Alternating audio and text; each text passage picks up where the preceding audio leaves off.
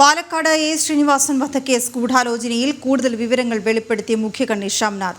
പ്രതിയുടെ 7 ദിവസത്തെ NIA custody കാലാവധി നാളെ അവസാനിക്കും.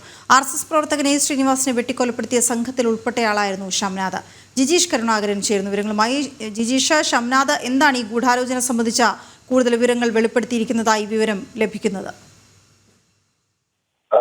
ഷംനാദിനെ ചോദ്യം 6 ദിവസ ചോദ്യം ചെയ്യൽ പൂർത്തിയാകുമ്പോൾ ഈ ഒരു ഗൂഢാലോചനയിലുള്ള പങ്കാളിത്തം സംബന്ധിച്ച കൃത്യമായ വിവരങ്ങൾ തന്നെയാണ് ഷംനാദ് വെളിപ്പെടുത്തിയിരിക്കുന്നത്. കാരണം പ്രധാനപ്പെട്ട നേതാക്കൾക്കും ഈ ഒരു ഗൂഢാലോചനയിൽ പങ്കാളിത്തമുണ്ട്. വളരെ ആസൂത്രിതമായിട്ടാണ് എ ശ്രീനിവാസന്റെ കൊലപാതകം നടത്തിയത് എന്ന കാര്യം തന്നെയാണ് ഷംനാദ് ചൂണ്ടിക്കാണിച്ചിരിക്കുന്നത്. കാരണം 6 പേരാണ് നേരിട്ട് എ ശ്രീനിവാസനെ കൊലപ്പെടുത്തിയ സംഘത്തിലുണ്ടായിരുന്നത്, വെട്ടിക്കൊലപ്പെടുത്തിയ ആയുധങ്ങളുമായി ആക്രമിച്ച സംഘത്തിലുണ്ടായിരുന്നത്. ഇതിൽ 4 പേർ നേരത്തെ പിടിയിലായി, 2 പേരായിരുന്നു ഏറെ നാളുകളായി ഒളിവിലുണ്ടായിരുന്നത്. ഈ ഒരു കൃത്യത്തിന് ശേഷം 3 വർഷത്തിലധികമായി സംഭവം നടന്ന് 3 വർഷത്തിനിപ്പുറവും ഒളിവിൽ തങ്ങുന്നതിനിടയിലാണ് ദേശീയ അന്വേഷണ ഏജൻസിയുടെ പിടിയിൽ ഇയാളായത്. അതുകൊണ്ട് തന്നെ കോടതിയിൽ വിശദമായ ഒരു ചോദ്യം ചെയ്യൽ ആവശ്യമാണ്. നിർണായകമായ നേരിട്ട് കൃത്യത്തിൽ പങ്കെടുത്ത ആള് എന്ന നിലയിൽ നിരവധി നിർണായകമായ വിവരങ്ങൾ ലഭ്യമാകേണ്ടതുണ്ട് എന്ന കാര്യമായിരുന്നു അന്വേഷണ സംഘം ചൂണ്ടിക്കാണിച്ചത്. അതിന്റെ അടിസ്ഥാനത്തിലാണ് 9-ാം തീയതി മുതൽ നാളെ വരെ നീളുന്ന കസ്റ്റഡി അനുവദിക്കുകയും ചെയ്തത്. ഈ ചോദ്യം ചെയ്യലിലാണ് അന്ന് നടന്നിട്ടുള്ള ഗൂഢാലോചന. നേരത്തെ ദേശീയ അന്വേഷണ ഏജൻസി വ്യക്തമാക്കിയ ഒരു കാര്യമെന്ന് പറയുന്നത് വളരെ ആസൂത്രിതമായി നടത്തിയ ഒരു ഗൂഢാലോചനയാണ്.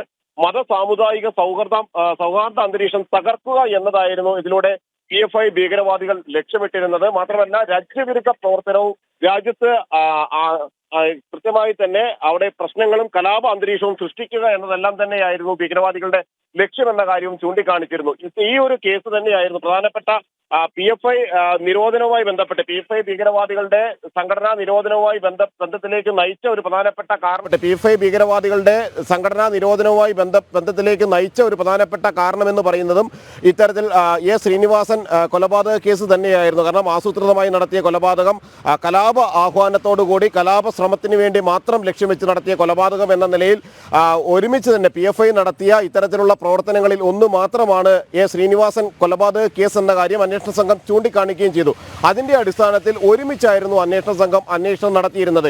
ഈ കേസിൽ PFI നിരോധനവുമായി ബന്ധപ്പെട്ട കേസും ഒപ്പം തന്നെ എ ശ്രീനിവാസൻ വധക്കേസും ഒരുമിച്ച് തന്നെ അന്വേഷണം നടത്തി വരികയായിരുന്നു. ഇതിനിടയിലാണ് പ്രധാനപ്പെട്ട കണ്ണി തന്നെ ഈ കൊലപാതകത്തിൽ നേരിട്ട് പങ്കാളിയായ പ്രധാനപ്പെട്ട കണ്ണി തന്നെ അറസ്റ്റിലാകുന്നതും ഇയാളെ ഇപ്പോൾ കസ്റ്റഡിയിൽ വിശദമായി ചോദ്യം ചെയ്യാൻ കഴിയുന്നതും.